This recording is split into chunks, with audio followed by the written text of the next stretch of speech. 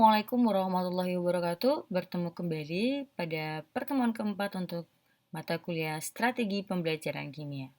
Nah, pada pertemuan keempat ini kita akan membahas pembelajaran berorientasi pada aktivitas siswa atau yang kita singkat sebagai PBAS. Ya. Di sini yang menjadi tujuan pembelajaran kita yaitu yang pertama adalah menjelaskan konsep dan tujuan PBAS. Yang kedua, menjelaskan peran guru dalam implementasi PBAS.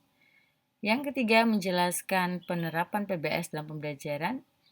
Yang keempat, menjelaskan faktor yang mempengaruhi PBAS. Nah, inilah yang akan kita pelajari atau tujuan mempelajari materi mengenai PBAS. Ya. Oke, lanjut kita pada materi. Yaitu asumsi perlunya PBAS. Nah, tadi kita sudah tahu ya bahwa PBAS itu sendiri adalah pembelajaran berorientasi pada aktivitas siswa. Oke. Nah, ada beberapa asumsi yang mendasari perlunya PBAS itu. Yang pertama yaitu adalah asumsi filosofis tentang pendidikan. Nah, apa itu? Nah, pendidikan itu merupakan usaha sadar mengembangkan manusia menuju kedewasaan, baik itu kedewasaan secara intelektual, sosial maupun kedewasaan moral. Nah, di sini ya, proses pendidikan itu bukan hanya mengembangkan yang namanya intelektual, tetapi mencakup seluruh potensi yang ada pada peserta didik. Nah, jadi ini lebih kepada istilahnya itu di sini lebih kepada hakikat pendidikan ya, di mana ya pada dasarnya itu interaksi manusia, adanya interaksi, kemudian pembinaan, pengembangan potensi. Nah, itu semuanya berlangsung sepanjang hayat. Nah, yang ini dapat kita asumsikan ya, filosofis itu lebih kepada usaha sadar dalam mengembangkan manusia menuju ke dewasaan. Mengembangkan manusia menuju kedewasaan. Kedewasaannya kedewasaan apa saja tadi? Yaitu kedewasaan secara intelektual, sosial maupun kedewasaan moral. Nah, itu yang perlu diingat ya. Ada dewasa secara ini saya hapus dulu.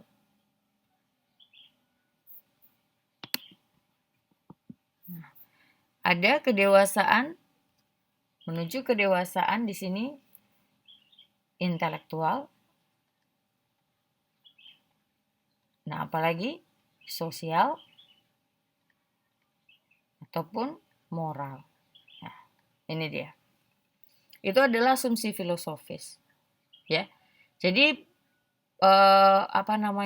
pendidikan itu, proses pendidikan itu bukan hanya untuk mengembangkan kedewasaan manusia atau bukan hanya mengembangkan intelektual saja, tetapi juga menuju kedewasaan ya, menuju kedewasaan baik itu secara intelektual, sosial ataupun moral. Jadi tidak titik beratnya adalah intelektual saja. Oke, seperti itu. Nah, kemudian yang kedua, asumsi yang kedua adalah tentang siswa sebagai subjek pendidikan.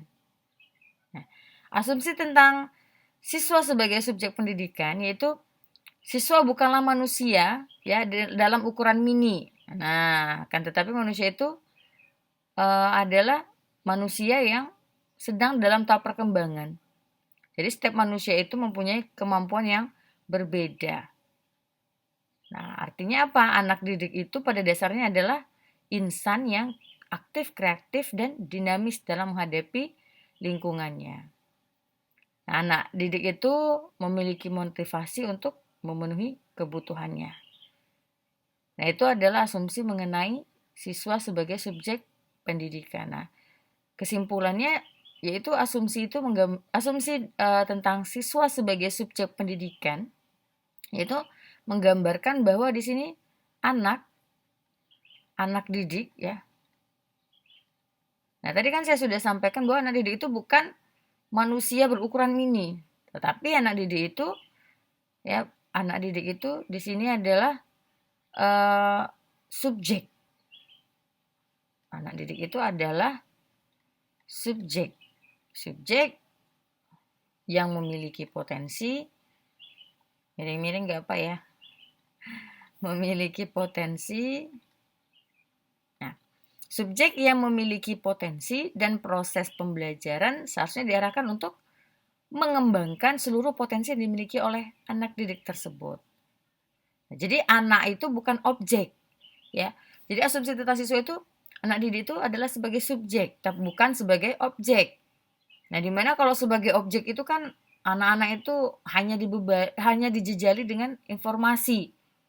Nah, sementara kalau anak didik sebagai subjek itu mereka dianggap sebagai subjek yang memiliki potensi. Nah, potensi inilah yang harus diarahkan untuk harus dikembangkan. Nah, sehingga anak tadi istilahnya itu dapat memiliki motivasi untuk memenuhi kebutuhannya dan bisa menjadi aktif, kreatif, ya, dinamis dalam menghadapi lingkungan kehidupannya. Seperti itu. Ini untuk asumsi yang kedua. Berikutnya ada asumsi tentang guru. Asumsi tentang guru yaitu di mana di sini adalah guru itu sebagai orang yang bertanggung jawab atas tercapainya hasil belajar peserta didik. Nah, guru itu harus memiliki yang namanya kemampuan profesional dalam mengajar, mempunyai kode etik keguruan. Nah, guru memiliki peran sebagai sumber belajar di sini, yaitu peran guru sebagai sumber belajar, tapi tidak satu-satunya sebagai sumber belajar ya, sebagai sumber belajar, kemudian pemimpin dalam belajar,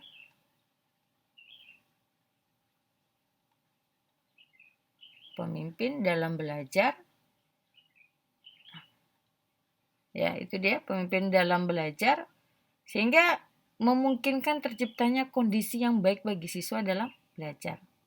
Nah, jadi peran guru di sini adalah yang bertanggung jawab ya atas tercapainya hasil belajar peserta didik. Nah, di sini guru harus memiliki yang namanya kemampuan profesional dalam mengajar.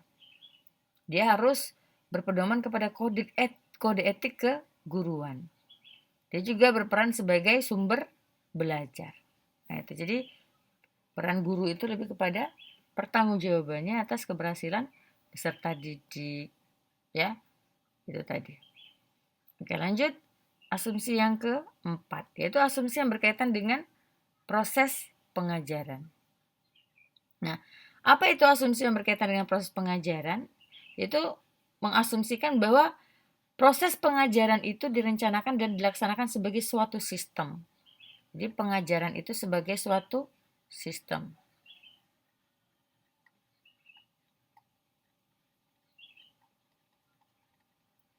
Nah, pengajaran sebagai suatu sistem itu di mana peristiwa belajar itu akan terjadi manakala anak didik tadi berinteraksi dengan lingkungannya yang diatur oleh guru.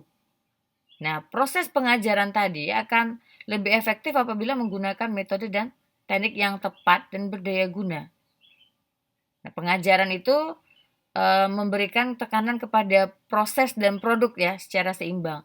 Jadi intinya itu inti proses dan produk itu ya secara seimbang itu maksudnya adanya kegiatan belajar siswa itu secara optimal. Jadi prosesnya bagus, maka outputnya berupa produk tadi juga akan bagus. Nah, itu dia.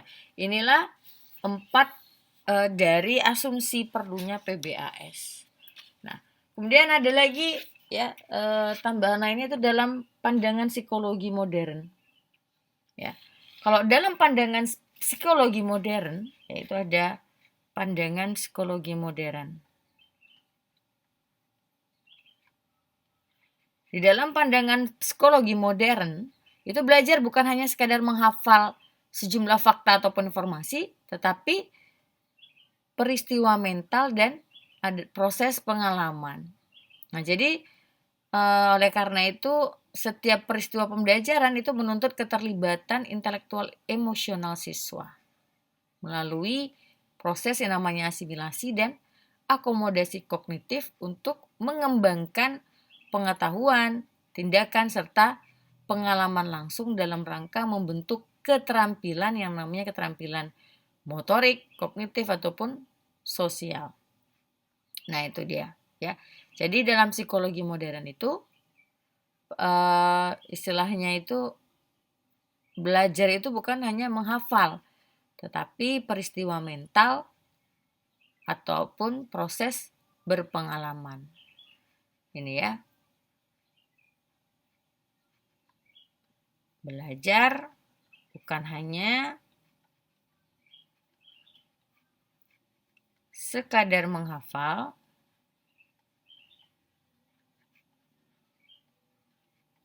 tetapi peristiwa mental merupakan peristiwa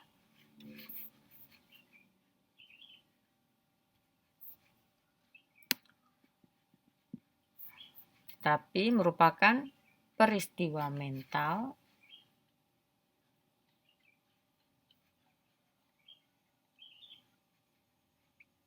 dan proses pengamalan dan proses berpengalaman.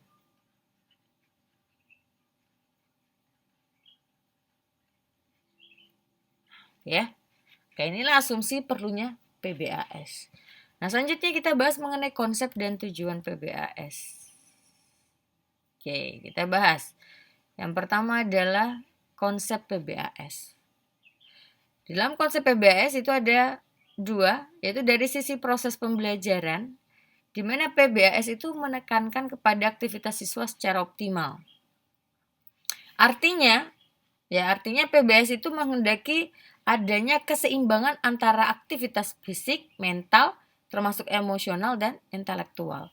Di sini artinya apa? Artinya maksudnya ini adalah PBAS itu menghendaki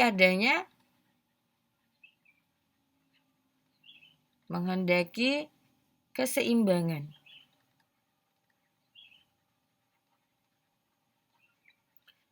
antara aktivitas fisik,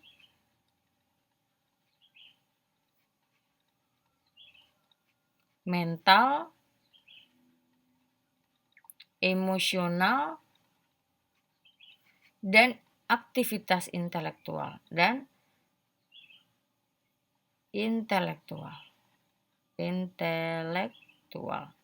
ini dia. Jadi maksudnya itu dipandang dari proses pembelajaran, siswa itu ya aktivitasnya harus secara optimal di semua lini. Itu adanya keseimbangan antara aktivitas fisik, mental, emosional, dan intelektual. Itu dia konsep PBAS. Yang kedua, dipandang dari sisi hasil belajar, itu PBAS menghendaki hasil belajar yang seimbang dan terpadu antara kemampuan intelektual yaitu kognitif, sikap yaitu afektif, dan keterampilan ataupun psikomotorik. Ya, apa artinya? Artinya PBAS itu membentuk siswa secara utuh. Ya, membentuk siswa secara utuh. Artinya pembentukan siswa secara utuh.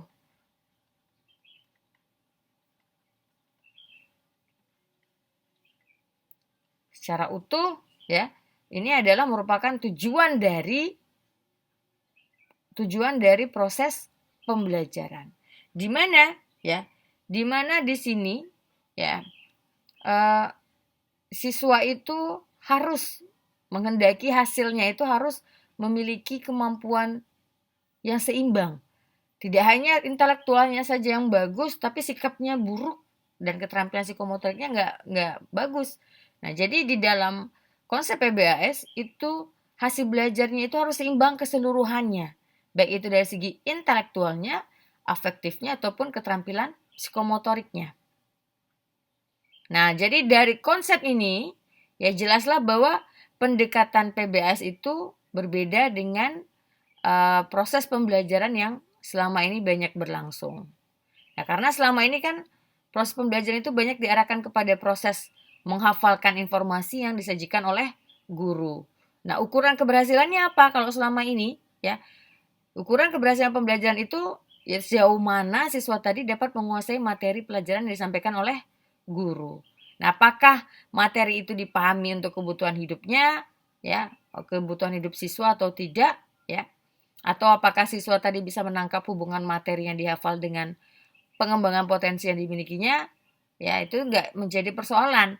Yang penting siswa tadi ya dalam pembelajaran yang selama ini itu dapat mengungkapkan kembali apa yang dipelajarinya. Nah, jadi nggak heran juga ya kalau proses pembelajaran yang selama ini digunakan tidak memperhatikan hakikat mata pelajaran yang disajikan. Nah, jadi ini konsep PBS itu sangat berbeda dengan yang tadi, dengan pembelajaran yang selama ini berlangsung. Kalau yang pembelajaran selama ini berlangsung itu lebih diarahkan kepada menghafalkan informasi yang disajikan oleh guru, di mana ukuran keberhasilannya itu adalah sejauh mana siswa dapat menguasai pelajaran disampaikan oleh guru tadi. Sementara di dalam PBAS itu dia bertujuan untuk membantu peserta didik agar bisa belajar mandiri. Nah, ini intinya adalah membantu peserta didik untuk dapat belajar mandiri.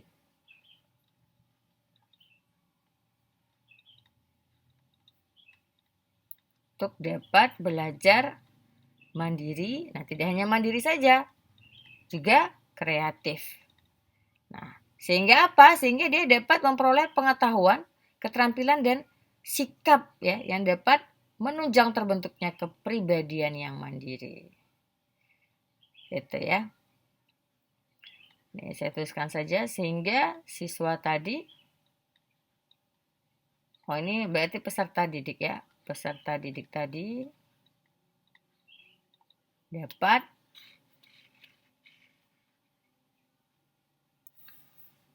memperoleh pengetahuan,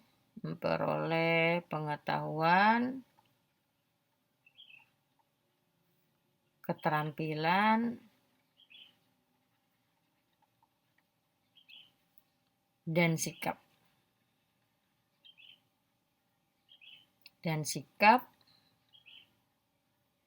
Yang dapat menunjang terbentuknya kepribadian mandiri.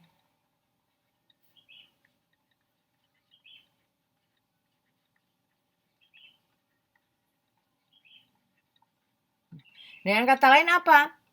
Lulusannya tadi, ya siswa kita tadi itu, ya, ketika sudah lulus dia bisa menjadi anggota masyarakat yang sesuai dengan tujuan pendidikan nasional yang dicita-citakan. Yaitu dia adalah konsep PBAS tadi. Nah, sehingga apa? Nih yang saya sampaikan tadi tujuannya. Kalau tujuan secara umum ya, itu adalah membantu peserta didik agar bisa belajar mandiri, kreatif sehingga dapat memperoleh pengetahuan, keterampilan dan sikap yang dapat menunjang terbentuknya kepribadian yang mandiri. Nah, ini seperti yang saya ungkapkan tadi ya. Karena kan selama ini kalau proses pembelajaran yang umumnya dilaksanakan tadi itu lebih diarahkan kepada proses menghafalkan informasi dari guru. Sehingga istilahnya itu yang menjadi titik tolak keberhasilannya itu adalah sejauh mana siswa tadi menguasai materi yang disampaikan oleh guru tadi. Nah, tapi kita tidak istilahnya itu tidak tidak terlalu memperhatikan di sana, tidak jadi soal apakah siswa tadi dapat mengungkapkan kembali apa yang telah dipelajarinya atau tidak gitu. Yang penting dia istilahnya itu dapat menguasai materi. Nah, makanya selama ini pembelajaran kita kan suka cepat move on ya, lupa. Baru pertemuan hari ini besok sudah lupa. Seperti itu ya. Nah, jadi tujuan pembelajar PBS itu apa? Membantu peserta didik agar bisa belajar mandiri dan kreatif. Sehingga dia bisa memperoleh yang namanya pengetahuan, keterampilan dan sikap yang dapat menunjang terbentuknya kepribadian mandiri. Itu tujuan umumnya. Bagaimana dengan tujuan khususnya? Ya, tujuan khusus dari PBS itu yang pertama meningkatkan kualitas pembelajaran agar lebih bermakna. Nah, jadi tujuan khusus yang pertama adalah meningkatkan kualitas pembelajaran agar lebih bermakna. Artinya apa? Melalui PBS, siswa tidak hanya dituntut untuk menguasai sejumlah informasi, tetapi juga bagaimana memanfaatkan informasi tersebut, gitu. Jadi dia tidak hanya dituntut menguasai informasi, tetapi juga memanfaatkan informasi tersebut. Tidak hanya menghafalkan informasi. Informasi di sini berarti materi ya, karena belajar itu kan proses istilahnya itu transfer information. Nah, mentransfer informasi. Di sini juga tidak hanya menghafalkan informasi, tetapi prosesnya itu bagaimana memanfaatkannya. Bagaimana memanfaatkan informasi itu untuk kehidupannya.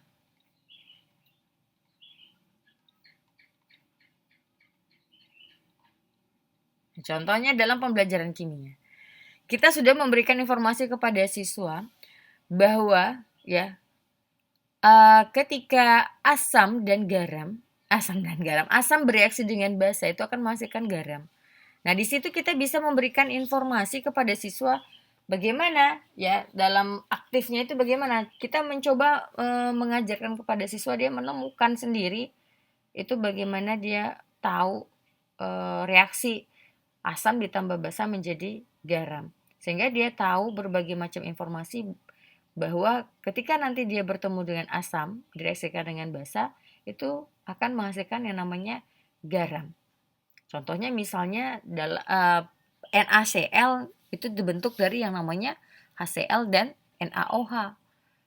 Nah, jadi asamnya itu adalah HCl, basanya itu adalah NaOH, terbentuklah garam yang namanya NaCl. Nah, informasi tadi itu istilahnya itu dimanfaatkan untuk kehidupannya. Oh, ternyata dia akan tahu bahwa struktur kimia dari garam itu adalah garam dapur itu adalah NaCl seperti itu. Nah, kemudian misalnya kita memberitahu bahwa NaCl itu adalah elektrolit yang diperlukan oleh tubuh. Nah, ketika misalnya mereka nanti ke rumah sakit, misalnya ada menjenguk temannya yang sakit. Nah, itu karena mereka sudah tahu bahwa NaCl itu adalah garam ya yang merupakan elektrolit yang dibutuhkan oleh tubuh. Nah, itu mereka akan istilahnya menjadi sebagai mineral di dalam tubuh. Nah, itu mereka akan tahu, oh ternyata di infus itu diberikan NaCl.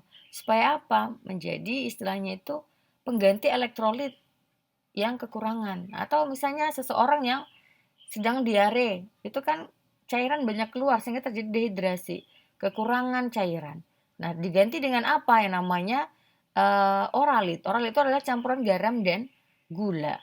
Nah, jadi dia tahu, oh iya, gula tadi sebagai energinya, garam tadi juga sebagai elektrolitnya mengganti cairan tadi yang banyak keluar alias mengatasi yang namanya dehidrasi. Seperti itu. Ya. Jadi dia dapat memanfaatkan informasi tadi itu untuk kehidupannya, tidak hanya sekadar oh iya tahu, tapi dia tidak memahami itu konsepnya di dalam kehidupannya. Oke. Nah, itu ya. Berikutnya mengembangkan seluruh potensi dimilikinya. Oh, ini kebanyakan yang ya, dimilikinya kebanyakan ya. Terulang. Mengembangkan seluruh potensi yang dimilikinya. Nah, artinya apa? Melalui PBS ini diharapkan tidak hanya kemampuan intelektual saja yang berkembang, tadi sudah saya jelaskan, tapi juga seluruh pribadi siswa termasuk sikap dan mental. Nah, jadi tujuan kita itu tidak hanya intelektual saja, tetapi juga sikap dan mental. Tidak hanya kemampuan intelektual saja,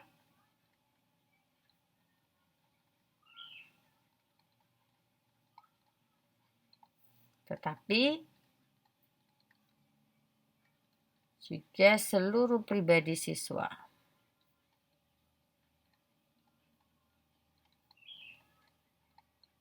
Yaitu sikap dan mental. Nah, ini menjadi tujuan khusus dari PBAS. Nah, itu dia. Nah, kita lanjutkan kepada peran guru dalam implementasi PBAS. Oke, kita lanjut peran guru.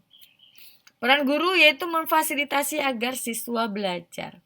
Kita tahu ya, sebagian orang mengungkapkan kalau misalnya siswanya lebih aktif, gurunya tugasnya jadi berkurang. Salah. Nah, anggapan itu kenapa saya bilang salah atau belum tepat? Nah, karena walaupun PBS tadi itu didesain untuk meningkatkan aktivitas siswa, itu bukan berarti mengakibatkan itu peran dan tanggung jawab guru itu menjadi berkurang. Kenapa? Baik guru maupun siswa itu sama-sama berperan secara penuh. Nah, karena itu peran guru juga sebagai subjek belajar, bukan hanya siswa sebagai subjek belajar, di mana guru tadi itu harus memfasilitasi agar siswa tadi belajar. Nah, cuman ya itu tadi saya katakan, kalau tadi biasanya guru itu hanya guru itu sebagai satu-satunya sumber informasi, tetapi sekarang peran guru istilahnya itu berganti, berbeda, yaitu menjadi fasilitator agar siswa belajar. Nah, contohnya, misalnya ketika siswa tadi melaksanakan diskusi kelompok, ya, ataupun mengerjakan tugas, guru kan gak hanya diam saja, duduk di kursi sambil baca koran ataupun yang lain, tetapi guru harusnya aktif dalam mengontrol siswa tadi atau memberikan bantuan kepada siswa yang memerlukan. Misalnya, ketika siswa dalam diskusi ternyata ada kesalahpahaman atau miskonsepsi, maka itu tugas guru apa? Tugas guru membenarkan konsepnya tadi. Jadi guru tuh nggak hanya ketika ayo anak-anak diskusi, nah gurunya diam saja, duduk atau mengerjakan kerjaan lain, chatting dan sebagainya, bukan seperti itu, tetapi mengawasi siswa tadi ketika berdiskusi. Nah, kalau ada misalnya siswa yang membutuhkan bantuan atau ketika melihat oh ternyata diskusinya nggak jalan, hanya segelintir orang saja yang berdiskusi, nah maka guru tadi itu mencoba untuk mengaktifkan siswa tadi, keseluruhan siswa dalam berdiskusi. Artinya dia memfasilitasi agar siswa belajar seperti itu. Nah, selanjutnya ada beberapa kegiatan ya yang dapat dilakukan oleh guru dalam memfasilitasi agar siswa belajar tadi, ya. Yaitu yang pertama mengemukakan berbagai alternatif tujuan pembelajaran. Yang kedua menyusun tugas-tugas belajar bersama siswa. Yang ketiga memberikan informasi tentang kegiatan pembelajaran yang harus dilakukan. Yang keempat memberikan bantuan dan pelayanan kepada siswa yang memerlukannya. Yang kelima memberikan motivasi, mendorong siswa untuk belajar serta membimbing, serta membantu siswa dalam menarik suatu kesimpulan. Nah, itu dia. Kita bahas mengenai mengemukakan berbagai alternatif tujuan pembelajaran. Nah, ini di sini sebelum dimulai ya. Sebelum dimulai kita harus menyampaikan apa tujuan pembelajaran kita hari ini. Apa gunanya agar siswa tahu, lah aku dapat apa ya ketika belajar dengan guru ini, dengan materi ini, begitu. Jadi dia harus tahu tujuan pembelajarannya apa sebelum kegiatan pembelajaran dimulai. Nah, ini tujuan pembelajaran itu tidak hanya ditentukan oleh guru ya, tetapi siswa juga diharapkan terlibat dalam menentukan dan merumuskannya. Jadi misalnya nanti sebelum pembelajaran dimulai atau minggu depannya kita ngasih tahu ke siswanya. Anak-anak, minggu depan kita belajar tentang konsep asam basa. Nah, di dalam konsep asam basa itu, nanti anak-anak silakan membaca dulu bukunya. Nanti sampaikan kepada saya, kira-kira saudara, ya anak-anak maunya belajar apa yang berkaitan dengan kehidupan sehari-hari yang akan kita bahas. Artinya, kita meminta siswa tadi menentukan tujuan pembelajarannya sendiri. Nah, saya mau menentukan gimana sih Bu menyelidiki, nanti kan dia baca tuh, menyelidiki gimana sih Bu cara membuat indikator alami dengan menggunakan kunyit misalnya, atau dengan menggunakan kubis ungu dan segala macam. Nah, itu artinya apa? Nah, siswa juga mengemukakan alternatif tujuan pembelajarannya. Karena kita suruh baca dulu, nah nanti kita arahkan mereka, nah kalian maunya itu kita praktikumnya apa gitu. Praktikumnya apa ya gitu. Seperti itu ya. Kemudian yang kedua menyusun tugas-tugas belajar bersama siswa. Artinya tugas-tugas tadi sebaiknya dikerjakan oleh siswa untuk mencapai tujuan pembelajaran. Nah, tapi tidak hanya ditentukan oleh guru, juga melibatkan siswa. Nah, apa ini? Pentingnya itu adalah untuk memupuk tanggung jawab siswa. Karena ketika siswa tadi yang terlibat dalam menentukan tugasnya dan batas akhir penyelesaiannya itu mereka akan lebih bertanggung jawab. Misalnya, Bu, kita mau buat praktikum ya, Bu. Ya, nah berarti kan kalau yang namanya praktikum berarti harus ada laporan. Nah, nanti anak-anak kalau kita mengadakan praktikum berarti anak-anak harus membuat laporan. Kira-kira nih, kapan ya waktunya yang cocok untuk mengumpulkannya? Artinya kita memberikan kepada siswa tadi tugasnya itu dikumpulnya kapan. Sehingga kan dia tahu tuh mengukur kemampuannya. Wah, Bu, saya lagi banyak tugas nih, Bu, mata pelajaran lain. Gimana kalau ngumpulnya misalnya 2 minggu, Bu, jangan seminggu. Nah, itu kan artinya apa? Artinya di situ mereka akan lebih bertanggung jawab. Mereka tahu ya kapan mengumpulkannya, tahu bagaimana mengerjakan tugasnya. Nah, itu ya. Sehingga istilahnya itu siswanya akan lebih aktif. Seperti itu ya. Berikutnya, memberikan informasi tentang kegiatan pembelajaran yang harus dilakukan. Nah, dengan memberitahu rencana pembelajaran, maka siswa akan semakin paham apa yang harus dilakukan. Hal ini juga mendorong siswa untuk belajar lebih aktif dan kreatif. Kemudian memberikan bantuan dan pelayanan kepada siswa yang memerlukannya. Nah, kita tahu bahwa siswa itu kemampuannya beragam ya. Jadi sebagai seorang guru kita harus perlunya memberikan bantuan kepada siswa yang misalnya kemampuannya masih lemah atau agak lambat mengertinya atau memahami suatu materi. Seperti itu. Kemudian memberikan motivasi, mendorong siswa untuk belajar serta membimbing. Nah, di sini bisa kita lakukan memberikan motivasi itu bisa dengan mengajukan pertanyaan-pertanyaan ya. Bisa juga dengan ya memotivasi mendorong siswa untuk belajar ini ya. Membimbingnya dengan memberikan pertanyaan-pertanyaan. Kemudian kita bisa memberikan yang namanya penguatan atau reinforcement. Memberikan penguatan, nah ketika dia bisa menjawab pertanyaan kita, oh bagus, nah saudara pintar, oh hebat, dan segala macam. Nah, itu juga akan memberikan motivasi kepada siswa. Kemudian membantu siswa dalam menarik suatu kesimpulan. Nah, nanti di akhir pembelajaran kita harus istilahnya itu memberikan kesimpulan. Nah, apa kesimpulan pembelajaran kita selama ini? Dari pertama tadi sampai sekarang anak-anak. Nah, jadi mereka harus tahu apa sih kesimpulan dari materi yang diajarkan. Jangan sampai mereka nggak tahu apa. Nah, berarti mereka tidak memperhatikan apa yang tidak melaksanakan proses tadi secara utuh, sehingga mereka tidak bisa menyimpulkan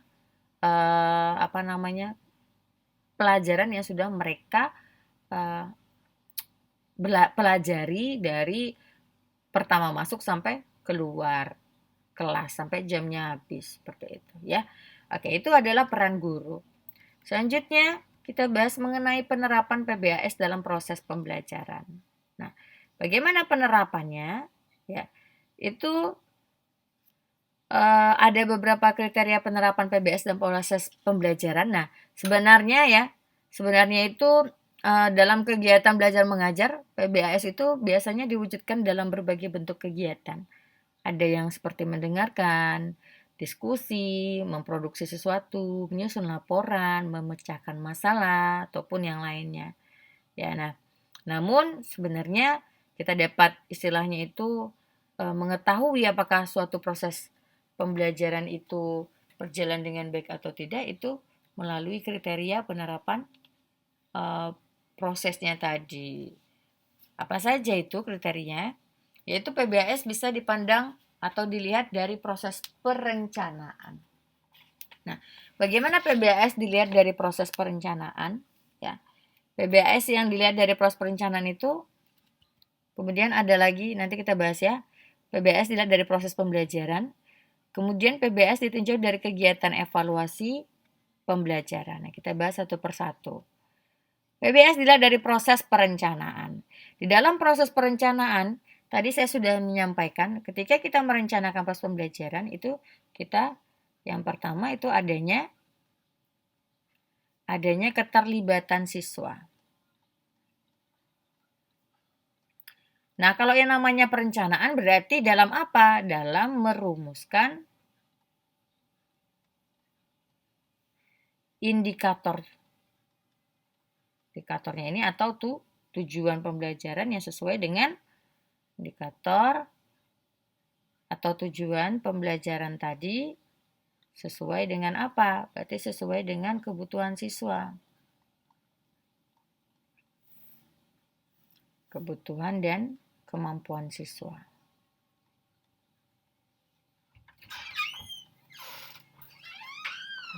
Kemampuan siswa serta pengalamannya juga. Oke, berikutnya ya. Jadi istilahnya itu ini sebagai bahan pertimbangan dalam menentukan kegiatan pembelajaran ya.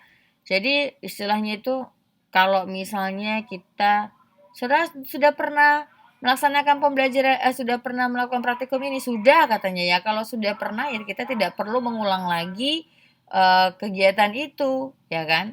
Nah, jadi kita istilahnya itu melakukan itu merancang atau merumuskan proses pembelajaran itu sesuai dengan kebutuhan siswa ataupun kemampuan siswa serta pengalamannya.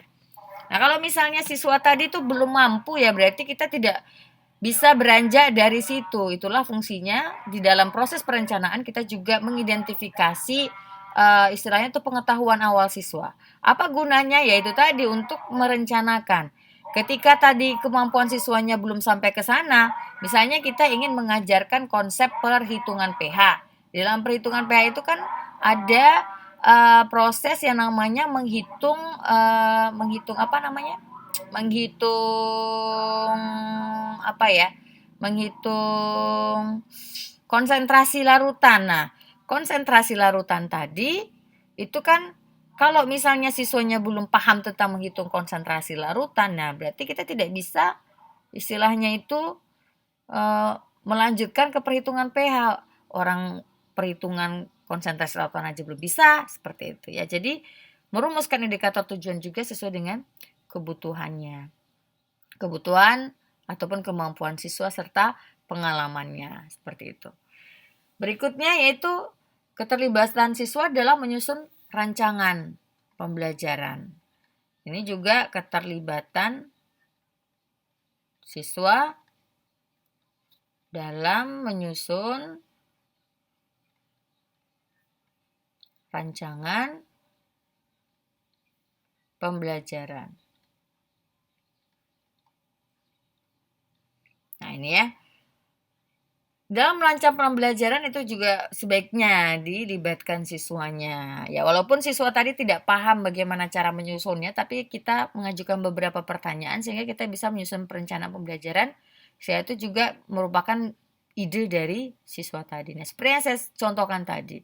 Misalnya, anak-anak silakan dibaca dulu materinya. Nah, kira-kira saudara nanti minggu depan itu mau kita membuat praktikum apa mengenai asa basa. Nah, siswanya bilang, Bu, saya tertarik nih Bu mengenai indikator alami. Bagaimana sih Bu cara membuat larutan indikator alami ini sehingga kan nanti kita dalam kehidupan sehari-hari saya bisa mengidentifikasi jenis asam basa nih Bu yang ada di sekitar.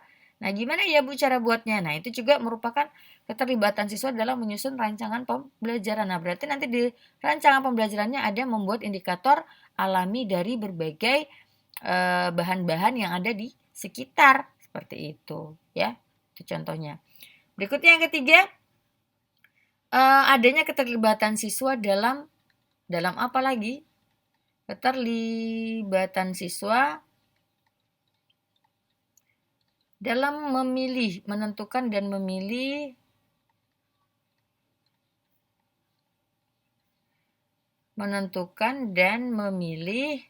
sumber belajar.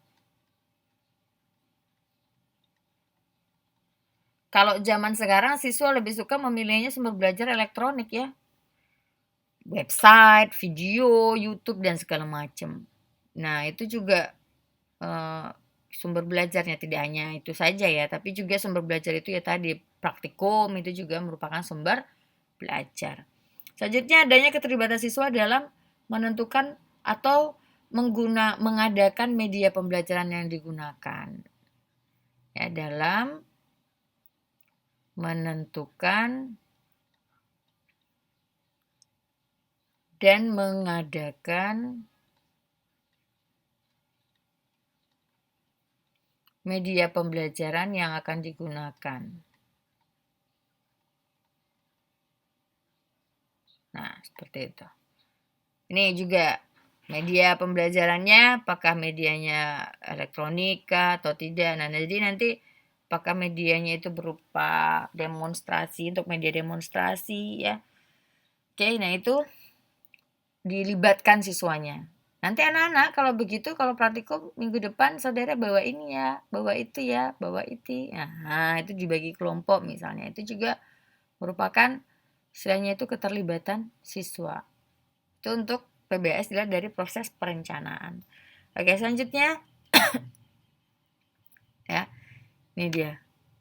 Adanya keterlibatan siswa dalam menentukan sumber belajar yang diperlukan. Sudah saya tulis ya. Ada keterlibatan siswa dalam menentukan mengadakan media pembelajaran yang digunakan. Oke, itu dia. Selanjutnya PBS dilihat dari proses pembelajaran. Nggak perlu saya tulis lagi ya, yang tadi sudah ada. Ini. Nah, ini kalau misalnya tulisan saya, nah ini saya hapus saja. Ini dia inti dari keseluruhannya. Ya. Tuh, nanti saudara bisa screenshot, catat seperti itu. Atau di post videonya juga boleh. Selanjutnya PBAS dilihat dari proses pembelajaran. Nah, itu adanya keterlibatan siswa baik secara fisik, mental, emosional maupun intelektual dalam setiap proses pembelajaran. Nah, jadi keseluruhannya, tidak hanya istilahnya itu fisiknya ya yang belajar.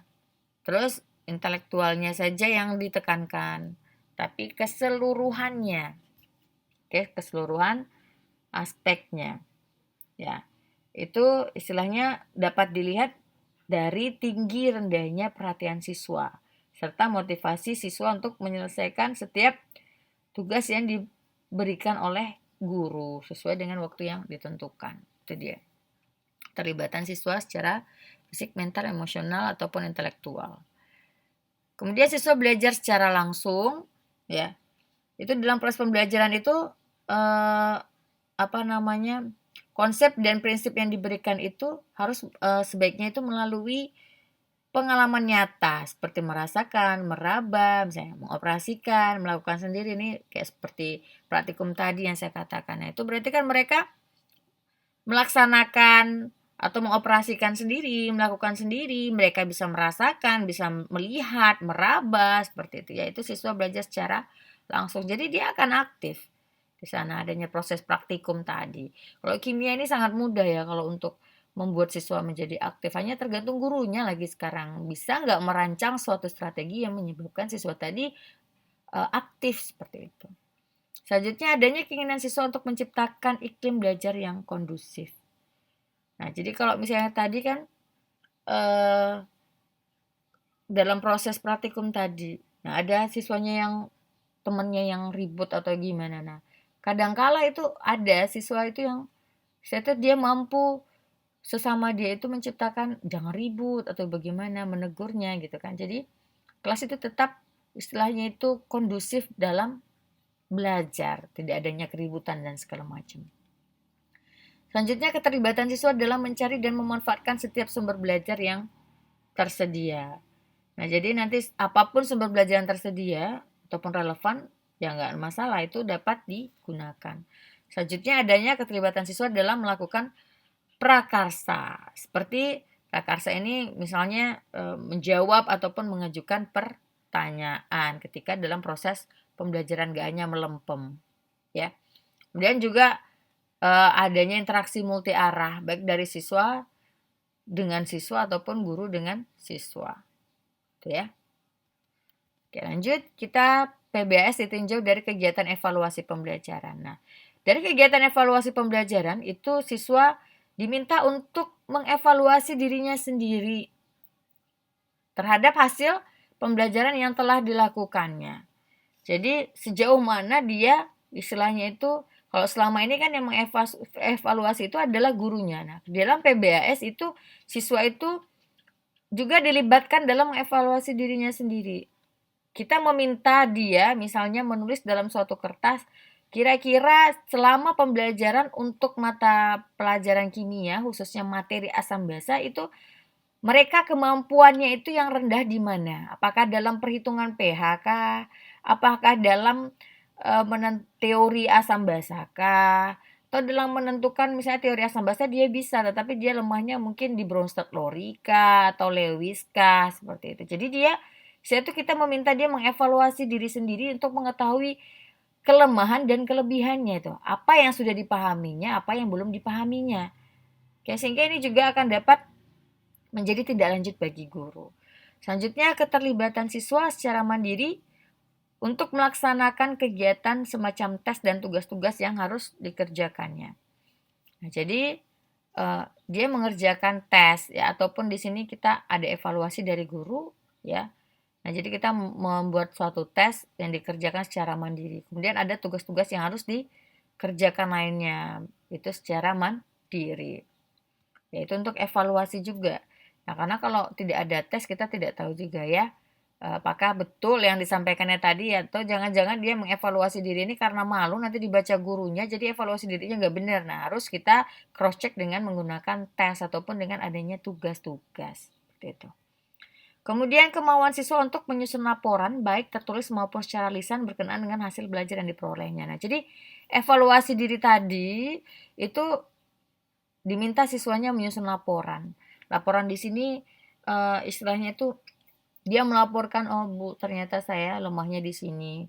Nah, tes tadi juga kita bagikan hasilnya, dia juga menjadi refleksi bagi dirinya. Jadi laporan di sini lebih kepada hasil refleksi diri dari siswa tadi mengenai kemampuannya tadi atau istilahnya itu apa yang sudah didapatkannya selama proses pembelajaran tadi berlangsung. Apakah dia paham atau tidak, atau di bagian manakah dia yang lemah seperti itu. Jadi atau bagian mana yang dia memiliki kekuatan. Nah, itu istilahnya itu laporan ini lebih kepada hasil belajarnya yang berdasarkan refleksi dirinya sendiri. Nah, ini tidak harus dalam laporan tertulis ya. Tapi kan kalau satu persatu lisan seperti itu kan lama juga kalau siswanya banyak. Nah, jadi biasanya sebaiknya itu ditulis saja, nanti kita masukkan ke dalam portofolionya. Jadi istilahnya itu dia tahu nilainya berapa, terus pada pada materi ini, materi asam basa dia seperti ini kelemahannya, kelebihannya yang dia pahami ini, yang dia tidak paham itu ini gitu. Jadi nanti kita bisa lihat cross check perkembangan siswa itu secara keseluruhan di portofolionya tadi. Oke, nah itu dia. Selanjutnya faktor yang mempengaruhi keberhasilan PBAS. Ya, apa saja faktor yang mempengaruhi keberhasilan PBAS? Yaitu ada faktor guru. Faktor guru apa? Kemampuan guru. Kemampuan guru ini, ya, kemampuan guru itu merupakan faktor utama yang dapat mempengaruhi keberhasilan PBAS. Kenapa? Guru yang memiliki kemampuan yang tinggi itu biasanya akan bersikap kreatif dan inovatif, ya, dan berusaha untuk mencoba atau menerapkan berbagai macam penemuan baru yang dianggap oleh dirinya itu baik untuk siswanya. Itu kemampuan guru. Nah, jadi kalau kemampuan gurunya itu rendah, biasanya kurang kreatif. Jadi itu lebih kepada kreativitas guru tadi. Kalau gurunya kreatif, otomatis nanti istilahnya itu proses pembelajarannya juga lebih inovatif dengan berbagai variasi, sehingga penerapan dari PBS tadi akan berhasil. Ya, itu dia. Itu kemampuan guru. Kemudian apalagi sikap profesionalitas guru. Ini berhubungan dengan motivasi ya, motivasi guru dalam mengajar. Nah, karena biasanya ya guru yang bermotivasi tinggi atau memiliki motivasi yang tinggi itu biasanya cenderung lebih profesional. Ya. Jadi guru yang profesional itu guru yang bagaimana? Guru yang selama dia mengajar itu dia akan berusaha mencapai hasil yang optimal. Itu adalah guru yang profesionalitas. Jadi dia tidak cepat puas dengan hasil yang dia capainya. Dia selalu ingin istilahnya itu ingin belajar, menambah wawasan ya, ilmu pengetahuan, meningkatkan kemampuannya ya. Sehingga apa? Sehingga dia nanti ketika mengajar hasil dari proses belajar mengajar yang diterapkannya itu harus membuahkan hasil yang optimal. Itu tadi sikap yang profesionalitas. Oke, selanjutnya itu adalah latar belakang pendidikan guru. Latar belakang pendidikan ya dan pengalaman. Ini latar belakang pendidikan guru dan pengalaman mengajar. Ini satu ya. Ini jadi satu ini. Saya coret aja ini ya. Ini dan pengalaman mengajar. Nah, latar belakang pendidikan dan pengalaman mengajar guru itu sangat berpengaruh pada implementasi PBHS.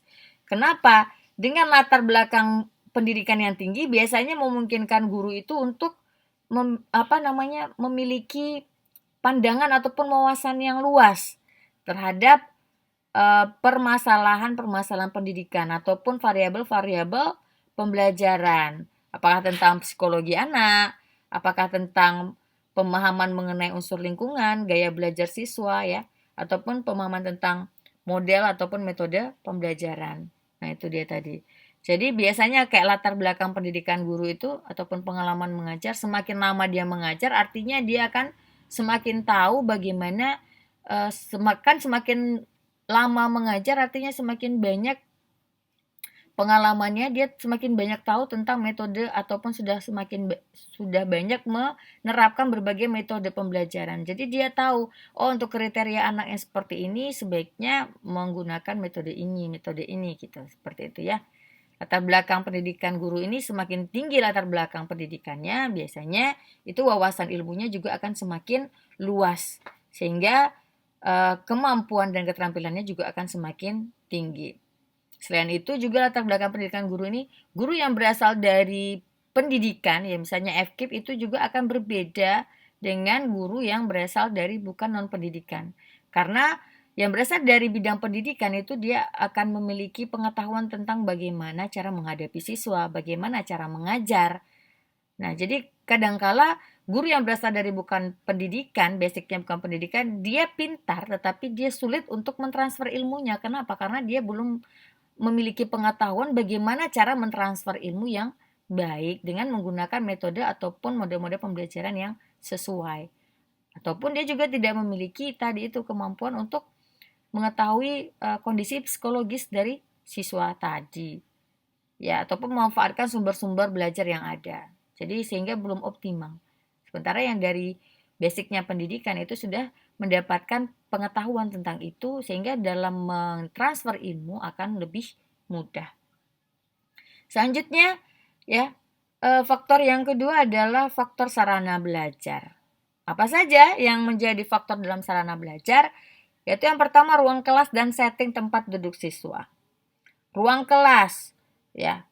Ruang kelas itu jelas ya. Kalau ruang kelas ini kalau misalnya ruang kelasnya nggak ada ya bagaimana belajarnya gitu. Setting tempat duduk siswa juga. Janganlah siswa yang pintar duduknya dekat siswa pintar aja semua. Nah, sehingga siswa yang kemampuannya lebih rendah itu berkumpul pula di satu titik. Sehingga apa? Artinya nanti tempat duduk tadi tidak ada diskusinya jadi nggak jalan seperti itu ya. Nah, itu ruang kelas ini juga di dalam ruang kelas ini termasuk juga ke dalam laboratorium kalau di dalam kimia ya. Kalau di dalam kimia juga berkaitan dengan yang namanya laboratorium. Nah, laboratorium ini sangat diperlukan kalau untuk kimia. Kenapa? Karena kimia itu kan ilmu yang mencari jawaban ya. Ilmu yang mencari jawaban atas pertanyaan apa, mengapa, dan bagaimana gejala-gejala alam itu yang berkaitan dengan struktur, sifat, perubahan, dinamika, ataupun energetika zat. Nah, itu perlu diajarkan lebih khusus, yaitu melalui yang namanya praktikum. Harus dengan istilahnya itu kita memberikan informasi secara nyata, sehingga konsep kimia tadi itu dapat dipahami oleh siswa. Sehingga retensinya itu lamanya pengetahuan tadi menempel di otak siswa tadi itu akan lebih panjang waktunya. Oke, itu dia. Jadi ruang kelas juga menjadi di sana juga ada praktikum. Kemudian ada media, kemudian ada juga sumber belajar. Nah, media pembelajaran yang tepat itu juga menjadi istilahnya itu menjadi salah satu faktor. Misalnya kita ingin mengajarkan mengenai asam basa. Tapi kita hanya menyediakan itu medianya itu PPT. PPT-nya itu hanya menjelaskan. Nah, nggak ada media lainnya. Harusnya kan kita menyediakan media-media yang berkaitan dengan praktikum. Misalnya, kalaupun misalnya nggak ada praktikum, ya berarti lewat simulasi seperti itu. Sehingga siswanya juga lebih memahami konsep. Atau media ini kan bisa menyediakan media-media istilahnya itu, baik itu media virtual ataupun media yang nyata. Misalnya kalau praktikum ya berarti tadi bahan-bahan praktikumnya ya. Kemudian medianya bahan-bahan praktikum tadi, misalnya ini kita mau praktikum elektrolit non elektrolit. Nah, berarti di sana ada alat praktikumnya sebagai media pembelajaran untuk mengukur elektrolit atau non elektrolit dari suatu zat, mengidentifikasinya. Nah, itu juga media yang tepat itu juga akan mempengaruhi keberhasilan dari pembelajaran yang berbasis kepada aktivitas siswa.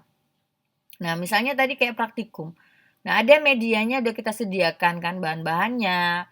Nah, itu nanti siswanya disuruh praktikum sendiri. Nah, itu juga membuat siswa tadi lebih aktif. Nah, kalau misalnya tadi kita mengajarkan tentang asam basa nggak ada praktikumnya, tentu siswanya jadi menghayal. Lah kalau menghayal bagaimana mungkin konsepnya itu lengket di otaknya, karena harusnya itu diberikan pengalaman konkret, bukan pengalaman abstrak yang dikonkretkan dengan cerita seperti itu. Kemudian sumber belajar. Sumber belajar itu banyak, bisa dari alam. Nah, berarti kan tadi kita mau mengajarkan praktikum asam basa. Kemudian dari sumber belajarnya dari alam misalnya itu yaitu tadi dengan menggunakan bahan-bahan yang ada dalam kehidupan sehari-hari. Atau sumber belajarnya itu istilahnya kalau misalnya kita mau mengajarkan tentang kesadahan air. Nah, itu kita bisa pergi ke sungai misalnya yang airnya sada, atau ke sumur yang airnya memang sudah butek banget atau putih dan segala macam. Nah, itu kita bisa mengajarkan kesadaran air di sana, atau dibawa airnya ke kelas. Kemudian kita mengatasi kesadaran tadi dengan melaksanakan proses yang namanya koagulasi dengan menambahkan zat-zat tertentu di dalamnya. Sehingga tadi air tadi yang sudah terkontaminasi atau air sada tadi menjadi jernih kembali. Nah, itu juga bisa sumber belajar ini bisa dari alam, bisa sumber belajarnya dari sumber belajar elektronik, internet dan segala macam.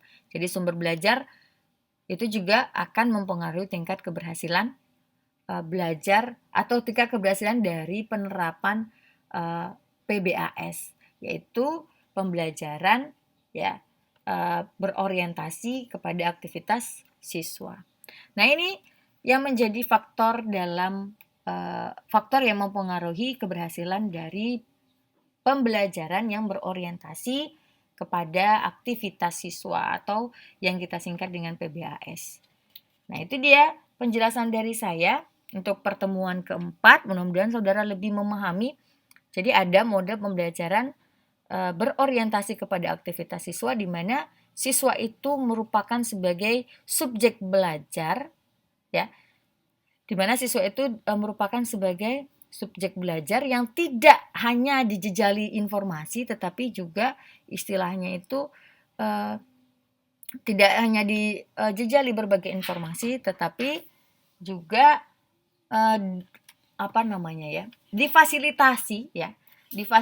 difasilitasi untuk menjadi lebih aktif sehingga dia dapat mengembangkan dirinya, baik itu mengembangkan kemampuan intelektualnya, sosialnya, maupun moralnya.